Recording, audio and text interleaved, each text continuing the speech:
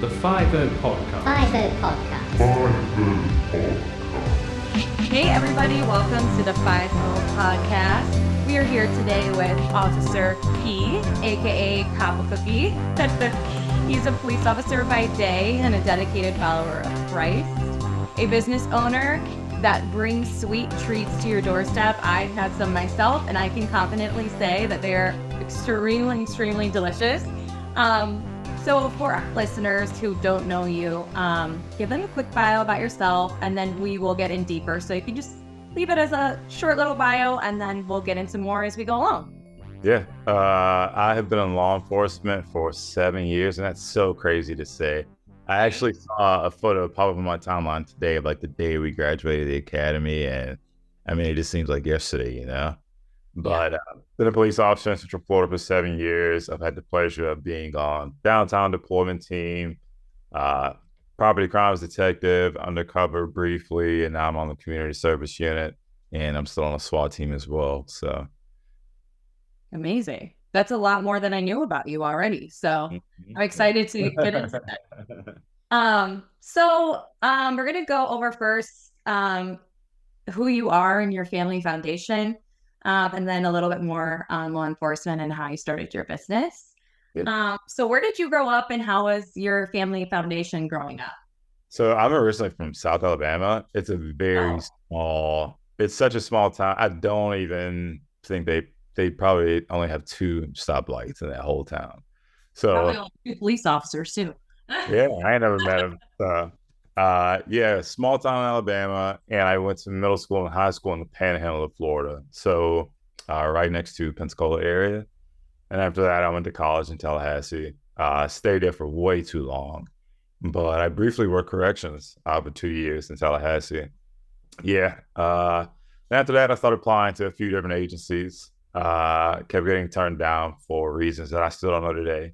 But it's all good. Came down here, originally attended the Tampa Academy, and then I got hired by St. Pete on sponsorship. So I know you know what that's like, people that are self-sponsored. The academy is hard when you're going to class all day, turning around, working jobs, and you're right back at class the next day. So that was a blessing. I quit that academy and went to the St. Pete Academy, and I was basically paid to go to school and work out. And I think the academy's fun. No, people may not agree, but the academy was fun. So originally you were self-sponsoring in the academy before you got that offer? Yeah, people were giving sponsorships.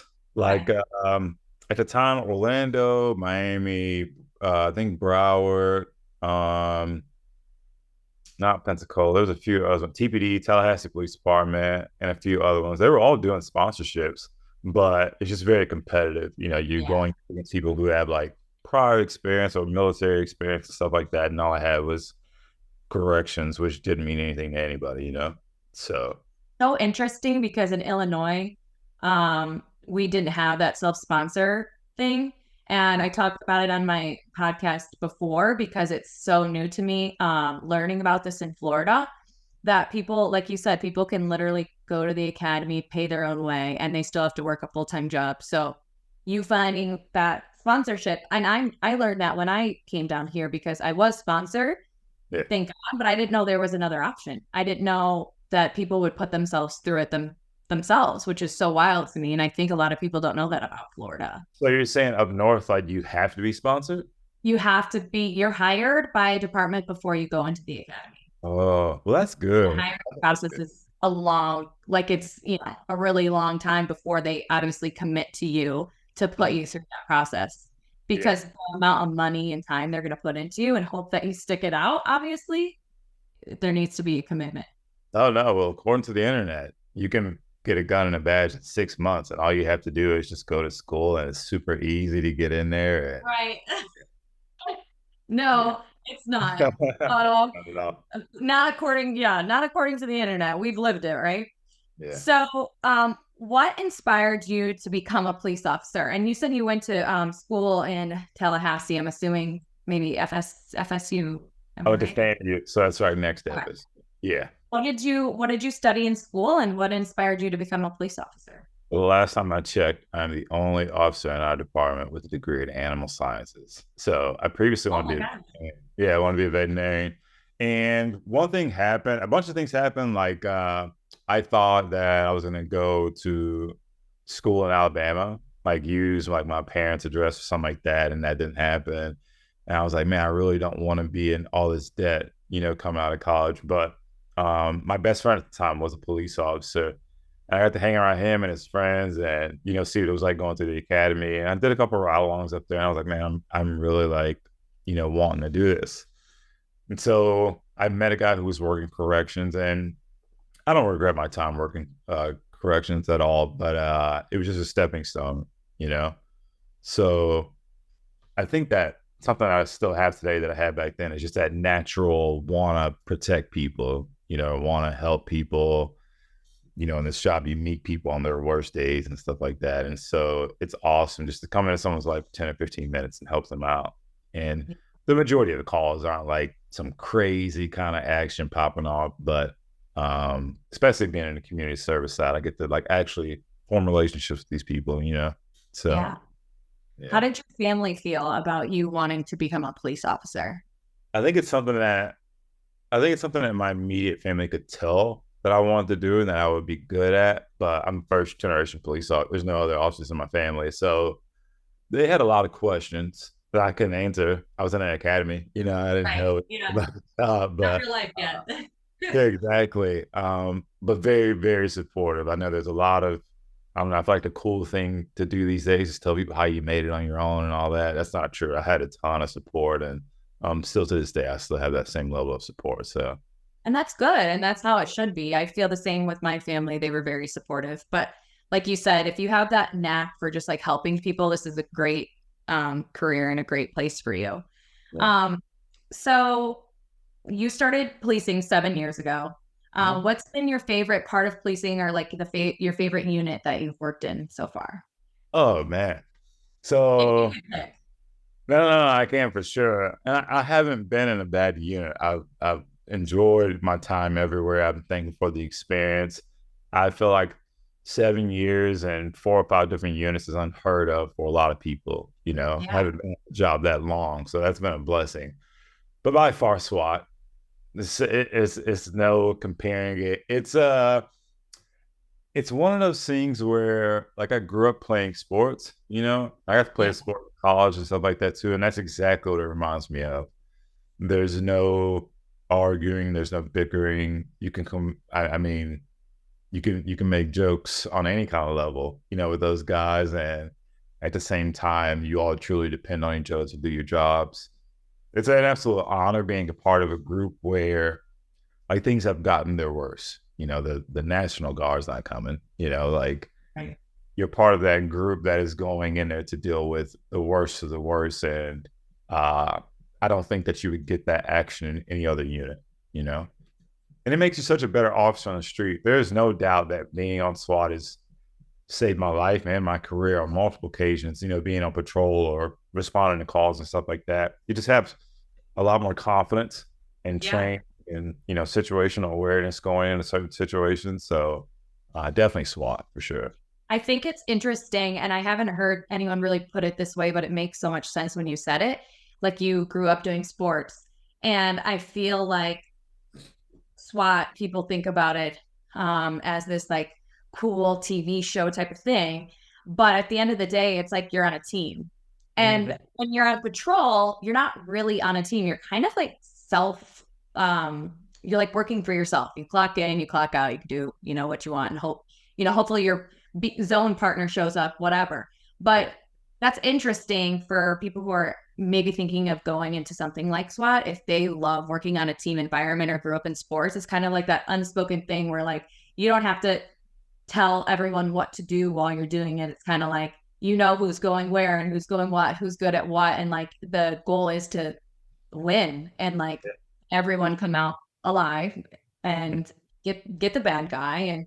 And SWAT, I never really thought about it that way, that it's like such a team thing.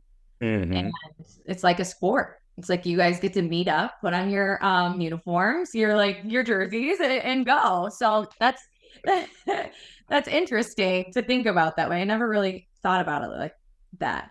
So you're on community policing now, and you're still on SWAT though, correct? Yeah. Yeah. Okay. So what's your favorite part about community policing? I mean, definitely making those relationships with people. Like when you go, I mean, patrol in, let's say you're a detective investigating something, you're really only seeing those people every now and then, which, I mean, that could be like a pleasant experience and you can form some kind of like relationship there. But as a community service officer, like it's the only unit, in my opinion, where almost every single interaction is positive. Every single one is positive, you know? And, I have my work phone, like people call me with questions. And so, like, community service, for those who don't know, it's different than patrol because, like, you are able to sit down and plan and attack like an ongoing issue within the community, whether it could be something as simple as speeding. Okay, this school bus drops off these kids at this time. Parents are upset because there's a bunch of speeders in this area. Well, I'll get 3 or 4 of my community service officer guys and we'll sit out there during these times. Maybe we'll write some tickets. Maybe we'll just be in the area and that'll be enough to slow people down. People love you. People really, appreciate that. But those people that I get to talk to and see, every week or so, so like I said, in my opinion, that's the biggest thing. Every little thing you do is a positive interaction for the most part. Now, I don't know of any other units you can get that in.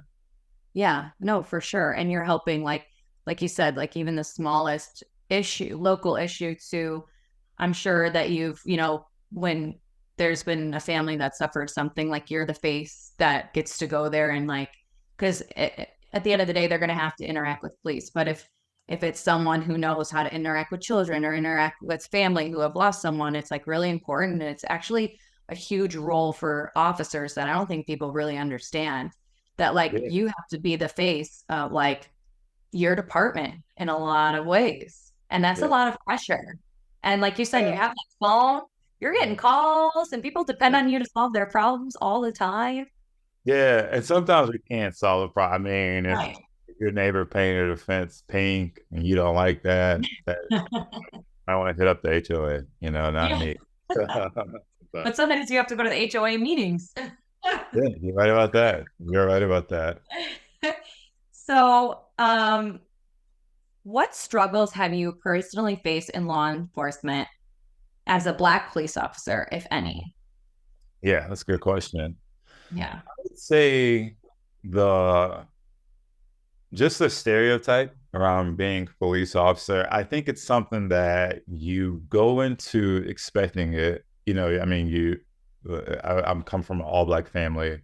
I was born in an all-Black neighborhood, attended an all-Black church. I went to an all-Black college. So you're pretty much fighting those stereotypes all the time. And I think when you immediately say that, it's the challenge of remaining professional, but also learning how to balance those things out, because you will go to calls with people, like you, but you'll go to calls, people immediately look at you as a sellout or whatever.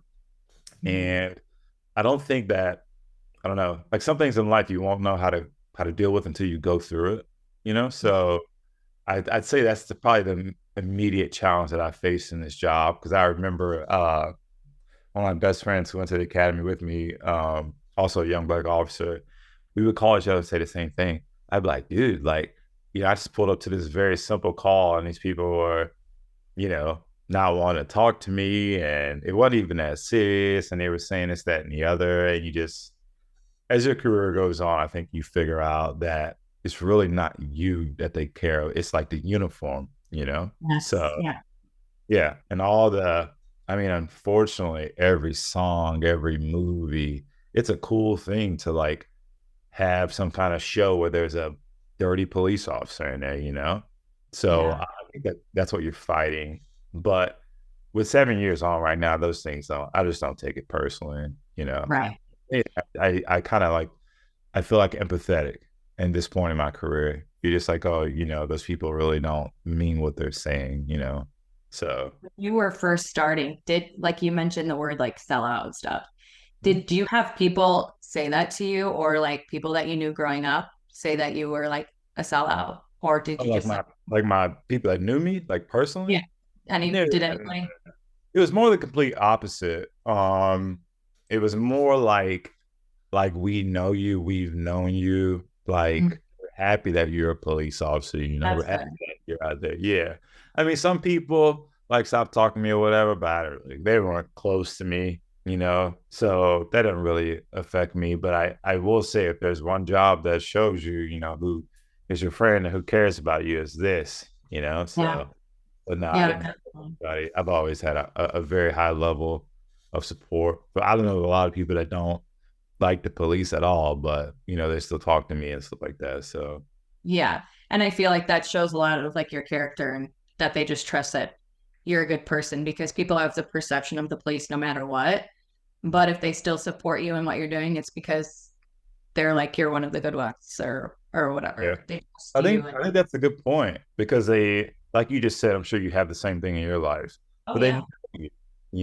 So that's all it is. If you knew my coworkers, if you knew the people that I, go to work with every day, you probably feel the same way about them. You Yeah. know. Right. Just getting to know people and knowing who they are and what they stand for. Exactly. Um, so I believe it was during COVID that you got more into baking. Am I correct? Yeah. Okay. Yeah. So okay, so you're bored during COVID. Had you ever baked before or had you never baked in your life? Oh yeah, I had baked before. No, don't get me wrong. I stay in the kitchen. I like to cook. I would bake here and there, But around COVID, my ex girlfriend and I at the time, we would just watch like YouTube videos and try to make, what they're making. Okay. And I just started doing that and giving it away. And people Okay. loved it. So I did that for a while, and that was back. Man, I had my little hand mixer. I miss that thing. I had my hand mixer. Okay. So I don't know if you ever tried to make a bunch of cookies with a hand mixer. I've never made cookies from scratch. I've only taken What? a thing and like put it. Yeah, that's why I'm Oh, oh, actually genuinely asking you these questions. Like, oh, you're good. It's easy. like, so you were baking like for real, for real. Like you're not taking the cookies like me and popping them on the sheet. You're hand mixing. You're doing it. So it's so funny because a lot of things that I learned I still use today. So I fell in love with this like British baking channel, and I still watch it to this day. They weigh everything out. There's no like measuring. Well, I mean, there's no like cup of this or half a cup of this or three-fourths cup of this. It's all in grams. But Okay. I was uh I was still competing in bodybuilding shows. So I was weighing my food out already. And so I was like, oh, I can just dump this stuff in a bowl and weigh it out. So I would just try to cook what they were cooking. And I made some cakes back then. I make a lot more cakes now, but I made some cakes back then. That was a little too challenging, but the cookies are very easy. So I just always gave it away. And people always said, man, you should start a website. I'm like, I don't even know what that looks like. Uh-huh. Uh, and I just like I started selling them like low key. And then I was like, all right, I'm gonna go ahead and make this website. And don't let me like cut you off because I know you probably have like follow up and lead up questions to what I'm saying. No, keep going. You're good. Yeah. One of the detectives that I work with, who was an awesome woman, is very good friends with a news reporter here. And she was like, I think like it's so interesting, like, you have your website and you're getting so much traction on social media. Like, I'm gonna reach out to our reporter friend and she wants to interview you. And I was like, what? They have like way more cooler stories. Well, she reaches out and she came over and I got to bake for her and her crew, right in front of them. And she wrote the story. And then immediately, maybe a week, maybe 2 weeks after that, the story aired and I started getting hit up like insane, insane. I think I got the very first month that the website was up, I did over 10 grand sales. So Wow. yeah, That's if you can amazing. plan, yeah. But that's a lot of work too. Oh, you have no clue. That's a Man, we had I had upgraded from my hand mixer. You know what I'm saying? I had my little like 7 or 8 quart mixer, but it only makes like 10 cookies at a time. oh my And God. so that was so rough. Every day I got home from work, I was just baking and baking and baking, and it all got easier. I mean, I have a commercial mixer in my kitchen right now, so that's a 60 quart mixer. So, and I have a commercial oven and deep freezer and stuff like that. But one of my good friends from back home helped me build a website that made everything way easier. But, and I'm sure starting a side business, there's just so much that I still learn every day, Yeah. because I have my own shipping software where I print my labels out. I had to figure out what packaging works best in order to get those cookies to people. I had to figure out like my whole like social media, game and stuff like that. What is going to catch people's eye? What do they want to see? Right. So, but yeah, it's still, even today, it's still really weird to say that I own an online bakery. It's like when I saw it, I was like, this is so cool. I think people's perception, especially of a guy like you're a bodybuilder, you're in SWAT, you're a big tall guy, and then they're like, he makes cookies? Like he has he's a baker? Like I think that just like, what is it called? I can't think of the word. The juxtaposition or whatever, is like is interesting, right? And that's how I found you on social media. I'm like, Cop a cookie, that's so cool. He's a cop that bakes cookies. And like I always respect police officers that have a side hustle and have a side passion and side business, because it's so important, especially for our mental health. But how did you come up with the name Cop a Cookie? Because I think that name is like perfect. I'm so glad you asked me that. So Just came with that overnight. no, it wasn't even my idea. I remember I wrote down a bunch of names, and at one point I was just like, I'm stressing out over this so much. I think it's so original. It's really not going to matter what the name is. And then I went through the whole thing, like, do I really want like cops or police officers to be involved in the name? Because I didn't want that to hurt people, Right. At the end of the day, I just thought, like, I just want it to be me. I really just want it to be me. Like, I don't want to not do something because I'm afraid of who won't buy or who won't, support me or whatever. So I originally was going to use Cookie Cop. Well, I like start the LLC paperwork. I start the like trademark paperwork. All that stuff takes a long time.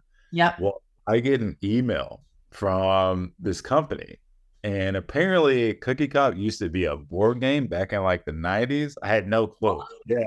Well, this email was like super aggressive. Like they were not playing around about this. Yeah.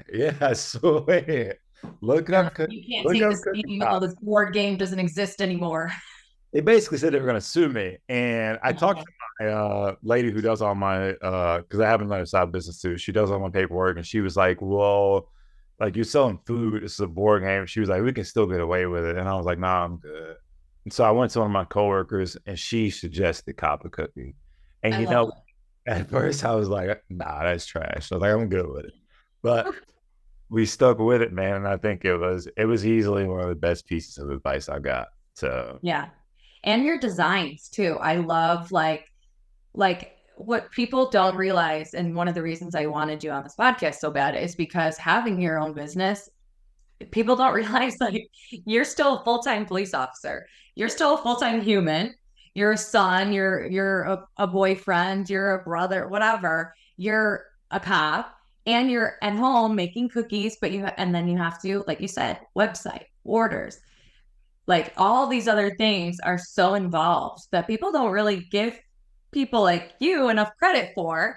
So who did your like designs and illustrations, and how did you tell me about like the first time like you saw your website and then you got your first sale? Like how did that feel from like a random person? Was it like, oh, you got a sale? Yeah, well, no. It was more like I basically just had a vision and I gave it to Josh, who does all my website stuff, and he was just like on it. This dude is like, I mean, he's amazing. So I gave it to Josh and he would come up with stuff and then we would go back and forth. I'm so laid back. I would have to screenshot it and send it to people. Like, what do y'all think? Uh-huh. I mean, I'm just so like, it gets to a certain point, like, man, I don't care. Just put it up there, Yeah. So I'm very thankful. Well, yeah, I'm very thankful because all my friends were honest with me. Like, we think you should change this, that, and the other. And so we did that. And So when he and I put the website up, I announced it on social media, and it was like I got a bunch at one time, and the notifications come to my phone, and I have to log into the website and see who ordered what. So I would say definitely my family and friends, had ordered a bunch. But what is awesome that I still go back and look at today was my girlfriend and I weren't even together, but she had ordered cookies. So that's like the Oh, I first love time it. I'm cool with that. I'm like, man, I guess she like actually likes me. She's buying my cookies. Sure. I love that. Yeah, yeah. So a lot of definitely the first 40 something orders were people that I knew, and that was really cool. A lot of them were people that I hadn't even talked to in a while, So Yeah. just goes to show like who's watching and stuff like that. But um, all that stuff has gotten easier. I still learn every single day, but I'm just in a rhythm where what I try to do is bake for the upcoming week and just freeze it in the deep freezer, and then I can There you bake go. Yeah. I want to get home from work. So, Time but management. Do you ever get nervous about your products? Like when you ship it out, do you ever get nervous or how do you stay confident in like having this business? mm, I think it's one of those things where, like I said, you're learning every day. So the first thing I want to make sure is like people get it. When you start shipping products, you realize how many packages get lost. Yes. Yes. Dude, it hasn't happened in a while, but man, I used to get one package lost every single week, and it was like if I sent something to New York, it was gonna get lost. If I sent something to Colorado, it's gonna get lost. I have no clue what's going on out there. Right. You like, put in claims and stuff like that, and they send your money right back. And I'm like, well, if y'all sending me my money right back, that must mean y'all know, there's a flaw somewhere. Someone Yeah. is, taking the stuff or whatever. And it's something that I can't get around, but it says copper cookie on the box. So it's food in there. You know what I'm saying? Mhm. So Mhm. that's my number one thing. I want to make sure people get them, but also it was a lot of trial and error in the packaging because I want you to still be able to I want the cookies to be fresh in there. So when I first started out, I was using a certain package to individually wrap the cookies. People were getting them and they would be like melted or smushed. So I Ah, with a different kind of packaging. And there's the difference between how I package something that's going from Florida to California rather than something that's going from Florida to Georgia. yeah, that's a lot of logistics. That's a Yeah. lot of work. I Yeah. remember when I ordered from you, I was like, wait, you can send it to me like in the mail? Like, Yeah. how do you even do that? I mean, maybe I'm an idiot, but I didn't even realize you could just like send cookies in the mail. Yeah. But I'm sure there was a lot of like you said, a lot of trial and error on your part. And like for people who want to start their own business, whether it's like in food or clothing or whatever, like it's not going to happen overnight. Like it's going to be a lot of work. And like you said, you're still learning. Yeah, it's definitely one of those things. I know it sounds really cliche, but you're going to get out of it what you put into it. I mean, there's a million stories I can tell you, but one in particular is I remember making some cookies and packaging one and just sitting on the counter to see how long it would last before. So just little things like that. Yeah. But I mean, I'm glad I stuck with it. What's your favorite part about owning your own business? Favorite part of owning my own business is because a lot of people don't know I own a lawn service company too. The favorite part about that is Me. probably just knowing that that's there. Anything could happen at work. God forbid I could get injured. I could get, something I may not be able to do that job anymore. So knowing that it's there, but also in baking specifically, I've shipped to every state in the country, Hawaii, wherever you can think of. Wow, that's awesome. So when people tag me and they send me videos and stuff like that, it's so crazy to see people and their families eating the cookies that I made in my little kitchen. People that I'll never meet. I never have met these people. Like that's pretty awesome. So I'd say that's definitely the best part. Yeah, I totally agree. Um, so I want to get into a little bit about you being a follower of Christ. I think it's really interesting to talk about, and I'm working on my faith a little bit here. But I do think as a police officer, like it's it's interesting because I feel like either people talk about it a lot or it's something that's not really talked about. it's kind of like depending on your circle, maybe. So, tell us about your faith and how it's helped you through life and your career as a police officer, business owner, human being. Tell us a little bit. Yeah. So I definitely have to start by saying, like, I was brought up in that. I was raised in a church. I've always belonged to a church. My mom kept me in church every Wednesday, every Sunday, blast gospel music every day. We clean up the house, you know what I'm saying? So it was nothing new to me. So wherever life taken me, I always found a church. When I went away to college, when I moved down here to Tampa, that's just always my thing. But I understand it's a workplace. So I don't go around like, I don't know, judging anybody or starting conversations or trying to get them to come to my church or anything like that. I don't know if that's right to do, but I would say it plays such a huge role in our job because I don't know of any other job where you get an exposure to just how evil people can be, Yeah. And sooner or later, I think that like wears on you, It may not immediately wear on you. You may go to like some kind of horrific scene and you'd be fine the next day. But I do think that over time, a lot of things will weigh on you. So I think that it's made that part easier. I barely drink. I don't smoke. I don't go like party. I like lean on that when I'm frustrated or I see something that bothers me, or I don't know, maybe, I don't know, like maybe you're getting ready to go into this like really like intense situation and you just say a quick prayer before you get there. You know what I'm saying? So Yes. I would definitely think that it plays a huge role in that aspect. But you're right, it's something that, and maybe that's every workplace, something that's definitely not talked about. Yeah. But like you said, I do think it's something for this job specifically. We do meet a lot of evil and we see a lot of evil that it would be nice if there was a little bit more faith and in the workplace. And I try to do prayers before different dispatches, like you said, like if it's something really intense, like I'll try to say it, but I'm trying to work on not leaning on my faith when shit hits the fan and just doing it more naturally.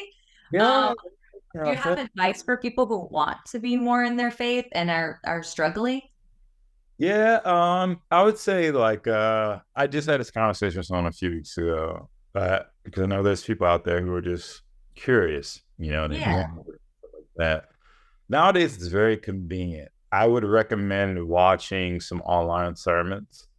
If you're not, you haven't been exposed to really any kind of religion, I would definitely start off with like a non-denominational church that is not very like in your face or aggressive or, I don't know. A lot of churches try to make you feel like really bad the second you walk in there. Like that's not cool, Yeah. But I think that would definitely be the way to go. Or maybe some audiobooks, something like that. I know that it can be very intimidating for people to go to a church by themselves, Yeah. just one day. Like I completely understand that. But I would start off doing that route. Greg Rochelle is one of my favorite pastors. Pastor Aaron here at Radio Church. There's a bunch of different ones, but definitely some online sermons. That's Yeah. Like a lot of churches will stream it too. Like you could see if you like their like Sunday service and watch it. And then how do you get the strength to go to church on your own? What if you have no one that you want to go with or wants to go with you? You just walk in. Do you go alone or do you have people go with you?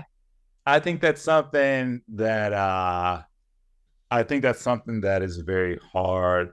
It's just always been so natural to me. I never been able to do it, But then again, like I said, I gained that courage growing up. It's very easy for me to do, but I understand that's very, very intimidating for people to go to church alone. Sometimes it's go like anywhere alone, especially or something like that, So I understand, but I think it's something that you build up over time. I do think that just like anywhere else, the more and more you go, the more and more you make friends. You'll meet people. If you go to the gym every day, you're gonna start making friends in there, So I think that it's just like anything else, but I don't think there's anything wrong with just taking your time, like you said, I listen to a lot of sermons. Like if I'm, driving to work or I'm in the gym sometimes, that helps out a lot. But That's a I good don't think idea. that's going to happen overnight, though. Yeah. So yeah. Yeah. It's nice that your faith is so important to you and that, a lot of times when kids grow up, like you said, you were born around it, but like that doesn't mean you had to stick with it once you left the house and once you went to college and once you, became your own adult. Like you could have just forgotten all about it, but you stuck with it. So that's really great on your end. Yeah. Yeah. Um, so um where do you see your career going from here? Do you have any hopes and dreams, or are you kind of content where you're at right now? Or what are some and not even just police career, like just you in general? What are some of the things that you're looking forward to? I would say I am very happy with where I'm at right now with being on a community service unit. I have an awesome group of coworkers. It's probably one of the closest units that I've been in. I have an awesome supervisor and someone who that I can call on for anything. Doesn't have that like old school like being rude to you, make you feel stupid kind of thing. Like they're like genuinely there to help and to see you succeed. And it sounds really cliche when you don't know any better, but you can't put like a price on being happy. Like, yeah, I could go do something else, or I could work a bunch of off-duty jobs and make a ton more money, but it's really not. I don't think it's worth it. If you can drive into work every day and not dread it, any job, it's Yeah. awesome. But I would say, and I never thought I would say this in a million years, because I just started thinking this way not too long ago. I would definitely say getting promoted. I think that I would have a lot to offer in a supervisor position. You know, I would definitely say becoming a team leader on SWAT. So I don't know how other SWAT teams do it, but in our SWAT team, you have everybody at the lower level, and then you have the SWAT team leaders who are like your red shirts and your instructors, and then you have assistant command and command, and those are both usually sergeants and lieutenants. So I definitely say moving up eventually. I'm in no rush for that though. A lot of SWAT teams are different, but we have guys on our team that have been there for like 20 years. And you can't really, when it comes to SWAT, I understand that it is somewhat a young man's game, but you can't replace the experience that they have. Yeah. So, yeah. As far as the baking role, I have a lot of plans for that. That's There's awesome. there's so many ideas that constantly just run through my mind. Oh, I know. As a business owner, you always are. My What's next? phone is just full of notes. Probably Yeah. half that stuff I'll never do, but I mean, just full of notes and stuff like that. I would eventually like to start a YouTube channel, which is probably the hardest thing, just because it Oh, takes. you definitely should. Yeah, no, Some and of us don't know how to bake a cookie. it's so time consuming though. So maybe someday. I also want to do a cookbook. I think would be very, very Oh, that useful. would be awesome. Yeah. Yeah, so stuff like that. I mean, just I don't know. I've always enjoyed creating things. I've always had that just like ideas floating around my head. So for those things as well. But yeah, I'm not sure. I'm not sure what else as far as the business goes. I never thought it would be what it is right now. Yeah. But that's exciting. And, Yeah, and who knows where you'll be in a few years. yeah. If someone visits your page, like your Instagram, what do you hope that their takeaway is from you? I think immediately what you will see is just like, I don't know. I try to be funny. That's my biggest thing. Yeah, I think, like you said, when people think of like a police officer or somebody who's on a SWAT team or whatever, you think of like this like really cool tactical Yes. dude Yes. doing all this stuff. And maybe that's me for 30 minutes when I'm at work. Or maybe Yeah. that's me a handful of times during the week. But I just like to be funny and make people laugh. So I just hope that they see a real human being. But I mean, I'd much rather that because people can relate to you, a lot easier. See that you are, a real human being, someone who's down to earth and stuff like that. So Yeah. No, absolutely. Um, any final takeaways for our listeners? And then let us know where we can find you and order cookies from you. No, I don't have really any takeaways. I do want to say congratulations to you though, because I'm sure your wedding is coming up, right? Oh, well, I'm going to need to sell a lot of cookies in order to pay for it, but yeah. Yeah, I might have to start baking too. I don't even want to. I don't even want to think about that. I don't even want to think about that. Every now and then, I'll get a video or something, and the only thing I can think is like that probably costs so much money. Oh my yeah. goodness. Oh yeah, it's a lot of work. I need Jesus. Yeah. No, you're Yeah. gonna be. Man. Thank No, you. Thank no. you. Congratulations to you. This is awesome. What you're doing. That's pretty awesome. I know it's time consuming as well. So Yeah. you. But it's Hey, important to share people like you, like I love people that like don't fit the mold or have like a story to share, or like it's so important for people to realize that like this job is great. And like a lot of people talk a lot of shit about it, but like this job is great. Like look at how happy you are. I'm happy. But like you also need to have like other hopes and dreams outside of the job, because like you touched on earlier, like if you get hurt or if something happens, like look at all the other things you have going on. So that's so important for like young men or women who like look at your page or listen to this podcast to know. And also for like, I think it's so cool that if someone's listening to this and they are like trying to be that SWAT guy and whatever, but like you could still bake cookies. Like you don't have to fit a certain mold or a certain look yeah. always to like be a successful, happy person. You don't have to always think you need to look a certain way or be a certain way, which is so important. I love what you're doing. Yeah. So thank you for coming on. If someone wants to order a cookie or go to your website, where can they find you? Yeah. So the website is just Cop a Cookie. The Instagram is Cop a Cookie, and so is the TikTok. There's the link to the website in my Instagram. I try to put it in TikTok. It's not working for me. TikTok is another beast that I just hadn't figured out yet. It is just another the analytics on that. You can do your cooking show on TikTok. Yeah, good. Yeah. You're going to find me. And on the website, there's also an email. So if you have any questions or concerns, you can always text me or message me and I'll get back to you. So you guys, if you're listening, order the cookies. They are delicious. And they're huge. Like they're like one cookie is like a full meal. Like yeah, that was my thing when I made them. I always thought of like what everybody else was doing. I just thought like, man, if you really just say I like really want a cookie, very rarely do you want like a small flat ass. right. You know? No, like your cookies are like weighted. They're like it's a big ass cookie. Like, 125 grams. So yes. Yes. Well, thank you, Keith, for being here. And if you're listening and you have any questions for Keith, you can always find him on Instagram or reach out to him and go give him a follow and buy some cookies. Yeah, thank you for having me. Thank you.